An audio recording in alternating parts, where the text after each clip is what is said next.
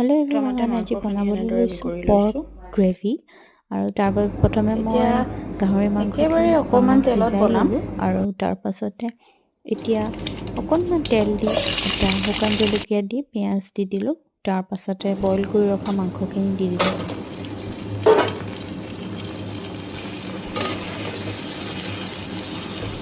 এতিয়া মই ইয়াতে অকণমান হালধি, অকণমান নিমখ, অকণমান জিৰা গুড়া আৰু অকণমান ধনিয়া গুড়া দি দিলোঁ।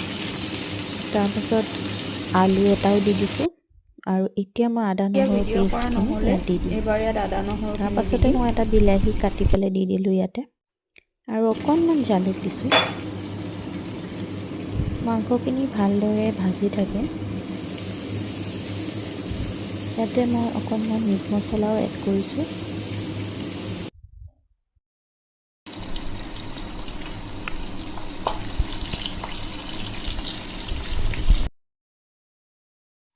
মাংসখিনি এতিয়া মই এটা জলকীয়া দিছোঁ, কিন্তু ভাঙি দিয়া নাই, মিষ্টাৰে খাব নোৱাৰে কাৰণে। তাৰপাছতে মই মাংসখিনি ভালদৰে ভজা হোৱাত পানী দি ভালদৰে উতলাইছোঁ। আৰু একেবাৰে শেষত কেইডালমান লাই শাক মই ধুই থৈছিলোঁ, সেইখিনি দি দিলোঁ। আৰু এয়া উতল অহাৰ পাছত মাংসখিনি মোৰ ৰেডি হৈ গ'ল।